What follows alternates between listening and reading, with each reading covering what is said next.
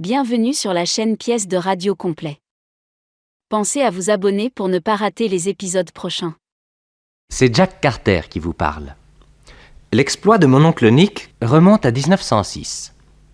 Tout a commencé à New York, au début de l'après-midi d'une chaude journée du mois de juin, dans l'hôtel particulier qu'occupait près de Central Park Madame Georgia Steele. Entrez. Voilà votre café, mademoiselle Anna. Merci, Peggy. Mettez-le sur mon bureau. Oh, encore. Elle ne me laissera donc jamais tranquille. Voulez-vous que je monte voir ce que veut madame? Oui, allez.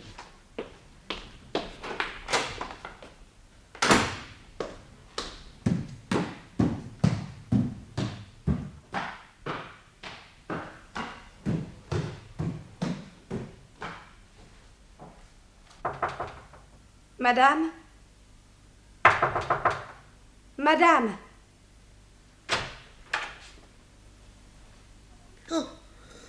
Madame, qu'est-ce que vous avez? Oh, elle est toute bleue. Monsieur Eric! Monsieur Eric! Vous êtes là? Je crois que votre mère est malade. Oh, vous aussi? Mais qu'est-ce qui vous est arrivé à tous les deux? Attendez, je vais vous aider à vous relever. Oh, vous êtes trop lourd. Oh, mademoiselle Anna, mademoiselle Anna!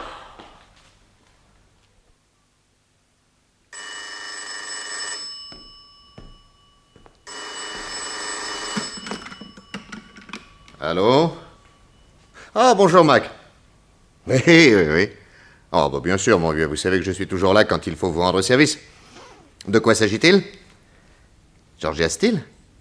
Ah, moi, ça, par exemple. Ouais, d'accord. Bon, je m'en occupe tout de suite. À quel hôpital? Entendu, j'y vais. Je vous tiendrai au courant. Au revoir. Oui. Mademoiselle Anna, il y a un monsieur qui veut vous parler. Mademoiselle, je suis Nick Carter. Inutile d'en dire plus. Votre nom suffit. Je suis envoyé par la police d'État pour enquêter au sujet de ce double empoisonnement. Qui êtes-vous exactement, mademoiselle? Anna Morrison. Je suis la gouvernante de cette maison. Depuis longtemps? 50 ans. J'en ai 70. Ah, 50 ans, ça fait un bail. À l'âge de 20 ans, j'ai été engagée comme secrétaire par Georgia, qui m'a emmenée dans tous ses voyages autour du monde. Il y a 25 ans, quand elle a cessé de chanter, elle m'a demandé de tenir sa maison. Et Peggy s'occupe du ménage et de la cuisine. Une femme noire vient le matin pour l'aider. C'est, m'a-t-on dit, vers 2h moins le quart que vous avez découvert Georgia Steele et son fils en proie à d'atroces souffrances. Oui, Georgia a eu la force de sonner. Peggy est montée voir ce qu'elle voulait. J'ai trouvé madame toute bleue, avec de grands yeux fixes. Affolée, j'ai couru dans la chambre de monsieur Eric. Il était par terre dans le même état. J'ai appelé le docteur qui les a fait immédiatement transporter à l'hôpital. Oui, j'en arrive. Et comment va Georgia? Mal. Et monsieur Eric? Oh, lui, on espère le sauver. Ah, Ah bah, ça n'a pas l'air de vous faire plaisir. vous savez, c'est pas mon père. Je pense que c'est vous qui avez porté le café à madame Steele et à son fils. Oui, Où ont-ils déjeuné? là-haut dans la chambre de madame. Avec le café, il y avait, paraît-il, du cognac. Oui, Georgia le fait venir de France et après le repas, elle en prend toujours un petit verre. Un grand petit verre. À 80 ans. Il dit que ça la maintient en forme. Avant d'accompagner ses malades à l'hôpital, le docteur a emporté les tasses de café, la bouteille de cognac et les verres. Il les a fait analyser. Le flacon d'alcool contenait 1 gramme de cyanure. Je croyais qu'avec le cyanure, on mourrait tout de suite. Vous êtes bien renseigné. Tout le monde sait ça. Ce sont les vapeurs d'acide cyanhydrique qui tuent en quelques secondes. Elles paralysent les voies respiratoires, tandis que les sels de cyanure, eux, agissent plus lentement le temps d'être fixés dans l'estomac par les sucs gastriques. C'est pour ça que Georgia et Eric n'ont pas été foudroyés. Oui, c'est pour ça. Y a-t-il un monsieur Steele? Il est mort il y a 8 ans. Il vivait séparé de sa femme depuis des années. Mais sur la fin, quand leur fils est mort, ils se sont réconciliés. Il a légué à Georgia toute sa fortune. Une belle fortune? Considérable. Et il n'avait pas divorcé? Madame est italienne, catholique pratiquante.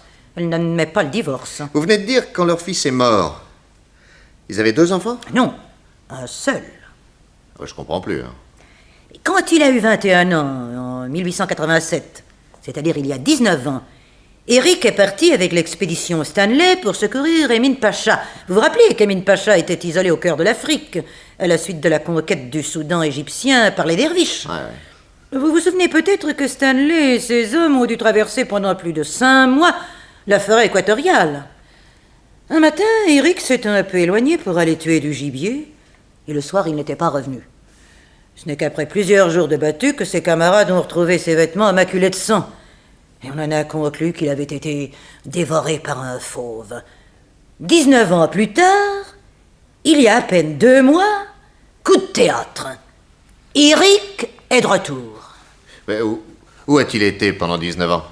Prisonnier. Esclave d'un chef congolais, un nommé Tumba, qu'il faisait travailler dans des mines avec d'autres blancs.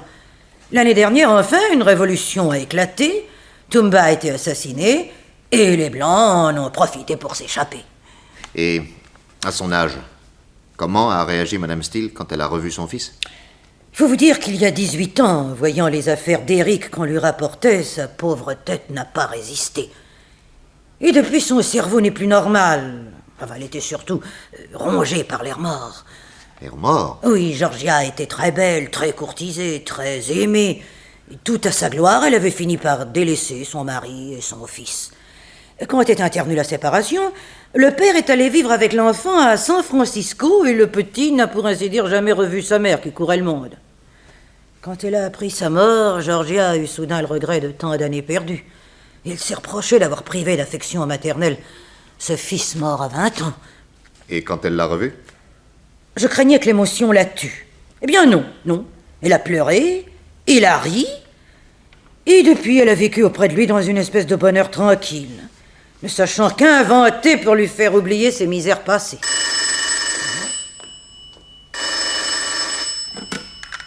Allô? Monsieur Carter? Ah oui, il est là. Ne quittez pas. Merci. Allô? Oui, j'écoute. Oui? Ah. Une seconde. Mademoiselle Anna, on me téléphone de l'hôpital. Georgia Steele, Eh bien... elle est morte. Ah. Ah bon, c'est tout l'effet que ça vous fait. Je n'ai jamais pleuré. Ce n'est pas aujourd'hui que je vais commencer. Et monsieur Eric? Oui. Allô? Et son fils, comment va-t-il? Merci. Il est hors de danger. Ah.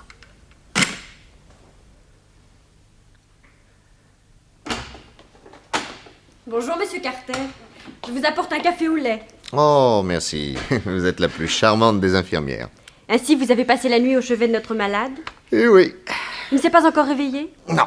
Non, tout à l'heure, il a eu un cauchemar, puis il s'est calmé. Quand le médecin-chef lui a appris hier soir la mort de sa mère, à voir le pauvre garçon, j'en avais les larmes aux yeux. À minuit, je lui ai fait une piqûre, ça l'a aidé à dormir. Eh bien, je suis content de savoir que son rétablissement n'est plus qu'une question de jours. Tenez, le voilà qui se réveille. Je vous laisse. Ne le fatiguez pas trop. Au revoir. Oh. Monsieur Carter? Bien dormi? Ouais, j'ai eu du cauchemar. Ma pauvre maman, Elle est partie heureuse de vous avoir revu.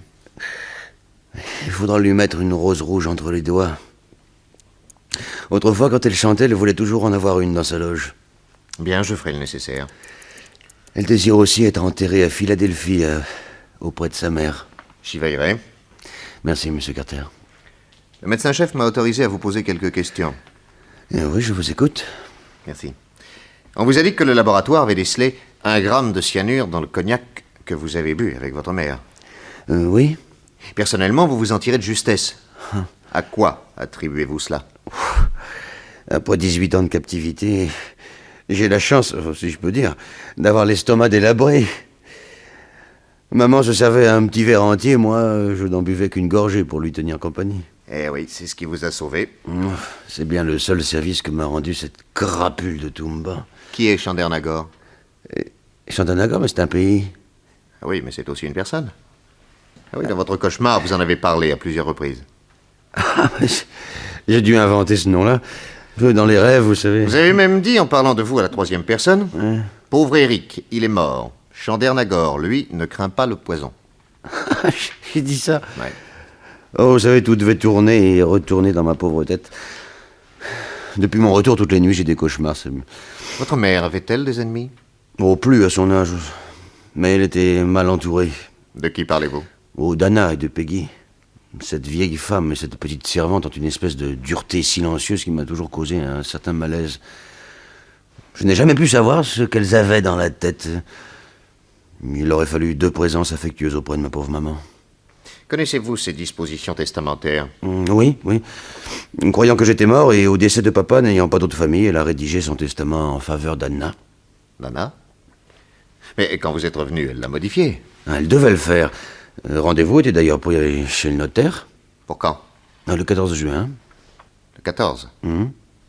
Et tous deux, vous avez été empoisonnés le 13.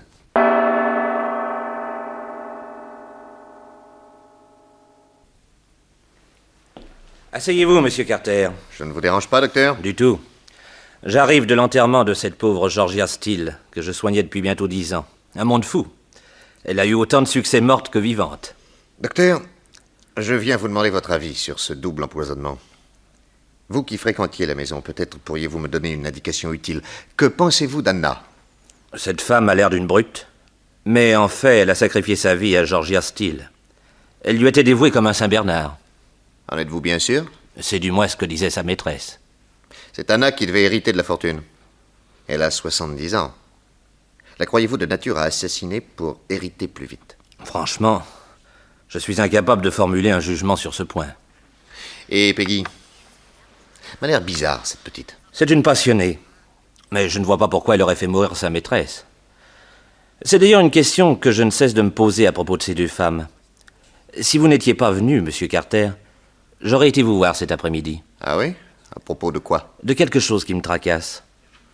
Vous ignorez peut-être qu'en dehors de mes malades, je me livre à des recherches scientifiques. J'ai déménagé il y a 8 jours.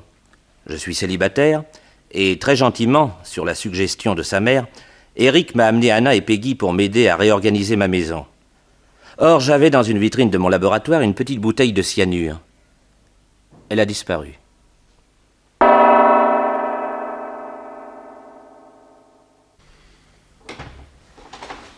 Bonjour, monsieur Eric. Bonjour, Peggy. Je vous apporte votre petit déjeuner. Merci. Alors, vous voilà rentré de l'hôpital? Eh bien, vous voyez, 2 jours de bons soins m'ont remis d'aplomb. Mais il faut encore que je reste couché jusqu'à jeudi. Tenez, vous voulez me passer ma brosse à cheveux et une glace? Voilà. Oh, vous avez Merci. des cheveux d'un noir merveilleux. Bon, vous n'allez pas recommencer, hein? Et vos dents, on dirait un loup. Vous allez me laisser tranquille, oui. Monsieur Eric, embrassez-moi. Dévergondé. Je vous aime. Oh, idiote. Vous ne voulez pas m'embrasser? Allez, fichez-moi le camp. Oh, je sais bien que vous ne m'aimerez jamais. Je le sais depuis le premier jour. Parce que ça doit être bon de se venger. Qu'est-ce que vous me feriez si je vous disais que c'est moi qui vous ai empoisonnés tous les 2? Peggy. Peggy!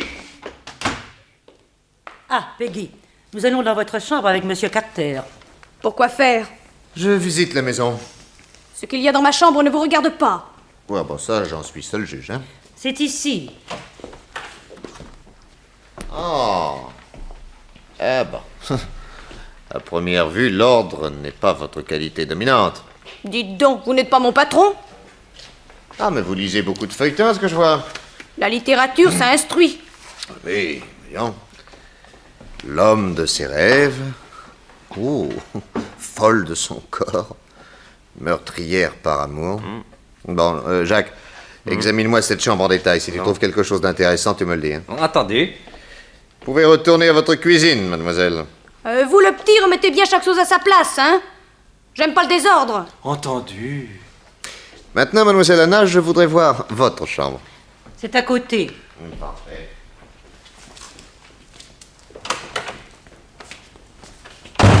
Eh bien, allons-y.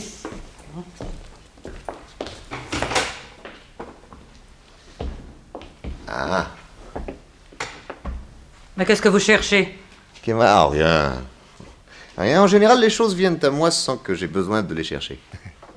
Ah, bah tenez, oui, par exemple. Qu'est-ce que c'est que ce livre-là, bien caché derrière les autres? Ah. Précis des poisons par Léopold Lévy. Mais ce livre n'est pas à moi. Qu'est-ce qu'il fait ici? Ah, le chapitre cyanure est marqué d'un coup d'ongle. Mais qui est-ce qui m'a apporté ce livre dans ma chambre? Mademoiselle Anna, savez-vous en faveur de qui a été rédigé le testament de Georgia Steele? Mais non, Vous mentez. je vous le jure. Dois-je vous apprendre que la légataire universelle, c'est vous? Ah, je sors de chez le notaire qui me l'a confirmé. Vous pourrez disposer de ce que rapporte annuellement la fortune sans avoir le droit de toucher au capital, qui, à votre mort, ira à des œuvres. Première nouvelle. Allons. Votre maîtresse avait inclus cette clause, croyant à un miracle toujours possible, puisqu'on n'avait pas retrouvé le corps de son fils, et elle gardait l'espoir qu'il fût encore vivant. Et alors? Alors, quand le fils est revenu, vous avez tout de suite compris que l'héritage allait vous échapper, et vous avez essayé de supprimer votre rival. Mais pourquoi aurais-je aussi empoisonné sa mère? Si le fils seul avait été tué, c'est vous qu'on soupçonnait. Tandis que 2 cadavres égaraient les recherches et vous permettez de jouir immédiatement de la fortune. Logique. Mais contraire à la vérité. Ah, Je déteste parler de mes sentiments, monsieur Carter. Il m'est profondément désagréable de vous dire que j'avais une très grande affection pour Georgia. Si je n'avais pas songé à son bonheur, je pouvais garder l'héritage sans être obligé, comme vous le pensez, de tuer qui que ce fût. en faisant quoi? En lui exprimant les doutes que j'avais sur la vraie personnalité de l'homme qui était revenu. Des doutes. Pour moi, ce Eric qui est ici dans cette maison n'est pas le fils de Georgia. Ah, oui. À quelle époque avez-vous vu Eric Steele pour la dernière fois? Il avait 12 ans. Puis son père l'a emmené, et étant toujours par voie et par chemin avec sa mère, je ne l'ai jamais revu.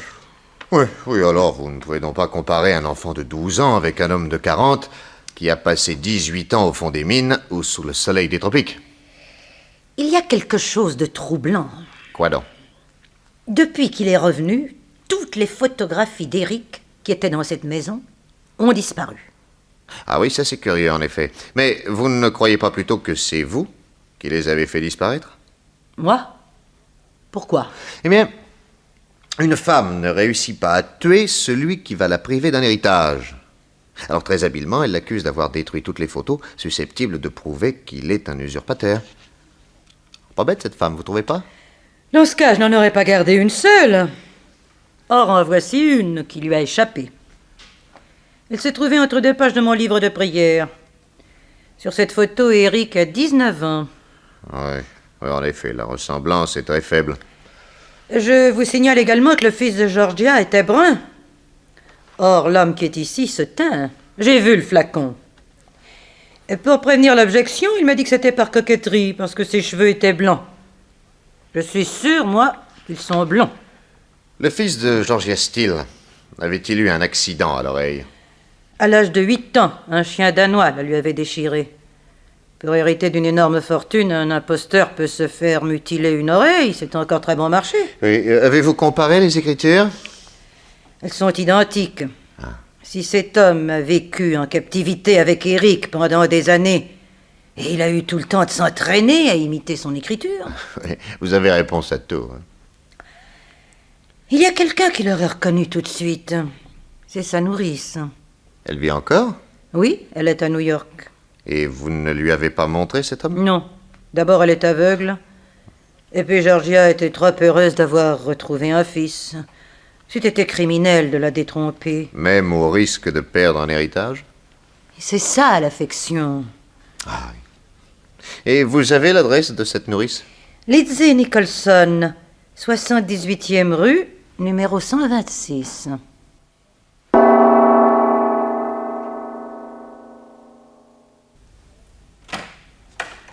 Bonjour, madame. Bonjour, monsieur. Je suis Nick Carter. Je fais actuellement une enquête sur la disparition d'Eric Steele. Oh mon Dieu, attends du nouveau. Hélas, non. Mon pauvre petit Eric. Entrez, monsieur. Merci. Voulez-vous que je vous conduise à votre fauteuil? Oh non, non, c'est pas la peine. Je suis comme tous les aveugles, maladroite dans la rue, mais dans mon petit rez-de-chaussée, je me dirige très bien toute seule. Asseyez-vous, monsieur. Merci. Voyons. Vous avez été la nourrice du petit Eric. Oui, monsieur. Je suis entrée chez monsieur Steele pour la naissance d'Eric.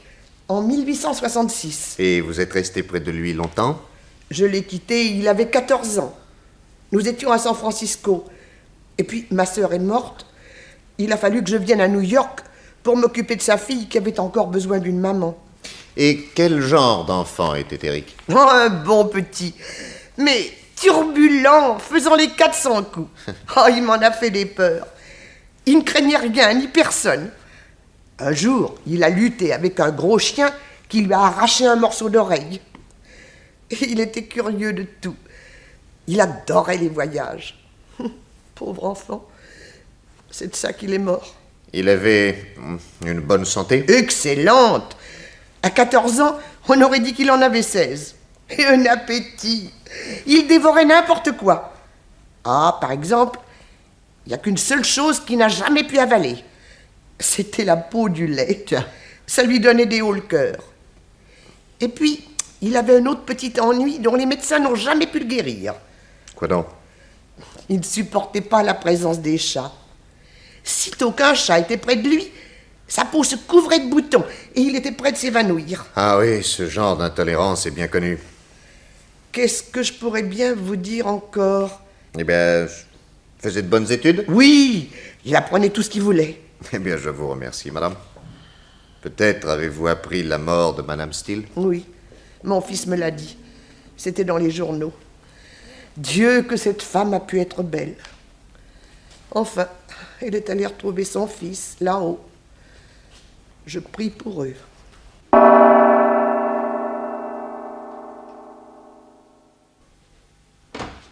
Non, chérie, je te dérange pas? Oh, quelle question. Tu as dîné? Oui, oui, merci. Quelle heure il est? 8h30. Il y a du nouveau? Dans un tas d'ordures au fond du parc de la propriété Steele, j'ai retrouvé le flacon de cyanure. C'est quelqu'un de la maison qui a fait le coup. Anna? À moins que ce ne soit Peggy. Peggy? Eric l'accuse d'avoir voulu l'empoisonner parce qu'il ne voulait pas devenir son amant. Oh, allons donc. Il paraît même qu'elle le lui a avoué. Et ton avis à toi? Toute mon attention se porte actuellement sur Eric. Eric? Oui, je t'ai demandé de nous recevoir ici, chez toi, pour lui tendre un piège. Enfin, plusieurs pièges. Tu crois que c'est un imposteur? Tu as suivi mes instructions à la lettre? Oui, j'ai même poussé le scrupule jusqu'à me bander le pied. Tiens, Parfait. regarde. Tu as vu les deux explorateurs? Oui. Ils vont venir? Oh, moi, je les attends. Tu ne leur as pas parlé d'Eric? Mais écoute, tu penses bien que non. Bon, non, laisse, je vais ouvrir. Bon. Bonsoir, monsieur Steele. Bonsoir, monsieur Carter. Chérie, je te présente monsieur Steele. Monsieur. Ida Johnson, journaliste au New York Herald. Ça marche, madame. Je vous remercie d'avoir bien voulu venir jusqu'ici. Je me suis foulé une cheville ce matin et me voilà immobilisée pour plusieurs jours. Oui, c'est ce que m'a dit monsieur Carter. Je voulais absolument vous interviewer. Parce que je crois pouvoir faire sur votre captivité un papier assez sensationnel. Oui, bien qu'il ne me soit pas particulièrement agréable d'évoquer ces souvenirs-là, pour vous, madame, je le ferai volontiers. Merci. Oh, vous acceptez bien une tasse de café? Ah, avec joie. Oh, Nick, chérie, le café est au chaud. Oui. Il n'y a qu'à le prendre dans la cuisine. Ne bouge pas, j'y vais. Bon. Un sucre, 2? Ah, 2. Quand j'étais l'esclave de Toumba, nous avions un pain de sucre par mois, et pour 11 personnes. 11 personnes? Oh, on gardait la ligne comme ça. Le café. Je vous sers? Oui, merci. Un peu de lait? Ah, volontiers. Oh mon Dieu, je suis désolée, j'ai versé toute la peau du lait. Non, aucune importance. Ah, parce qu'il y a des personnes qui ne peuvent pas supporter la peau du lait. Non, c'est pas mon cas. Même quand vous étiez petit? Oh, bon, cela ne m'a jamais gêné spécialement. Ah, vous me faites plaisir. Et voyons, Oui. pour votre interview, qu'est-ce que je pourrais bien vous raconter, voyons. Ah, écoutez, ça, autre chose que ce que vos camarades de captivité m'ont déjà raconté quand je les ai interviewés hier. Mes camarades? Oui. Ah oui, 2 garçons très sympathiques arrivés à New York avant-hier. Alors, démunis de ressources, ils sont venus tout de suite au journal pour se faire de l'argent avec le récit de leur captivité. Ils ont été les esclaves de Toumba, ni comme vous. Vous avez dû vous échapper ensemble. Comment s'appelle-t-il? Cheryl et Bancroft. Ah bah je connais pas ces types-là, non? Vraiment? Non, et je vous crie tout de suite casse-cou. Ah oui? Il y a des imposteurs, madame. Ces 2 gars ont entendu parler de notre évasion et ils sont venus vous raconter n'importe quoi pour toucher de l'argent. Vous croyez? Oh, j'en suis sûr. Oh. Il n'y a jamais eu parmi nous de Bancroft ni de Cheryl. Ça. Écoutez, ça, je suis contente de le savoir. Chérie, tu veux bien aller me chercher un mouchoir dans ma chambre? Mais très volontiers. Oh! Moustique! Oh, le chat! Veux-tu t'en aller? Non, mais laissez-le donc, laissez-le donc. Il est ravissant. C'est un chartreux? Oui, oui. Oh, écoutez, je suis désolée, il a sauté sur vos genoux. Moustique, veux-tu descendre? Non, non, non. Reste avec moi, mon vieux, reste avec moi. Il a vu tout de suite que j'adorais les bêtes, vous voyez, madame? Tenez, regardez, plus je le caresse, plus il ronronne. Dire qu'il y a des gens qui ne peuvent pas supporter les chats. Il y en a même à qui ça donne les mêmes réactions que le rhume des foins. Oui, c'est Ah vrai. oui, j'en ai connu un. En captivité? Oui, non, autrefois, quand j'étais enfant. Oh, laisse, je vais ouvrir. Non, non, voyons, tu peux pas marcher. Oh, écoute, pour aller jusqu'à l'antichambre. Tu fermeras la porte derrière toi, hein, à cause des courants Oui, d'air. d'accord.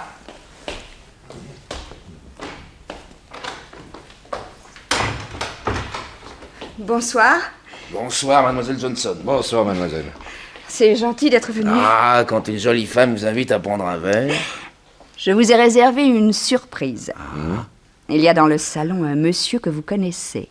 Il a parié que vous ne le reconnaîtriez pas. Alors, si vous voulez gagner chacun $10, c'est l'occasion.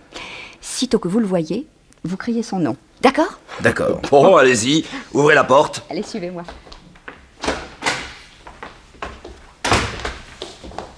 Chandernagor. Mais, monsieur, vous faites erreur. Je ne vous connais pas, moi. Qu'est-ce que tu racontes? Tu n'es pas Chandernagor? Je ne sais pas de qui vous voulez parler. Alors, qui tu es? Eh bien, dites qui vous êtes. Je suis Eric Steele, voyons. Oh, l'ordi. Ah, bah alors lui. Non content de l'avoir laissé bouffer par les chacals sans tirer un coup de feu, tu veux prendre la place d'Eric Steele, hein, pour avoir son argent. Mais qu'est-ce que vous racontez là? La vérité. Vous n'allez pas vous laisser influencer par ces imposteurs qui inventent n'importe quoi. Et vous? Dans votre cauchemar, ce nom de Chandernagor que vous avez crié devant moi, l'inventiez-vous? Et les deux pièges que je viens de vous tendre? Eric Steele ne pouvait supporter ni la peau du lait, ni les chats. C'est vous l'imposteur. Et de plus, vous êtes un assassin. Vous avez empoisonné Georgia Steele pour hériter sa fortune. Mais vous êtes fou. Depuis longtemps, vous formiez le projet de prendre la place d'Eric. Vous lui faites raconter ses souvenirs d'enfance. Vous vous exercez à imiter son écriture. Et quand vous vous évadez, vous le laissez crever. Vous vous mutilez l'oreille et arrivez à New York, reçu à bras ouverts par celle qui croit être votre mère. Vous apprenez que, par testament, elle a laissé l'usufruit de sa fortune à Anna. Or, vous voulez la fortune tout de suite. Et Georgia Steele a une santé de fer. Elle peut vivre 100 ans. Alors, vous décidez de la tuer. Mais voilà qu'elle parle de modifier son testament, le 14.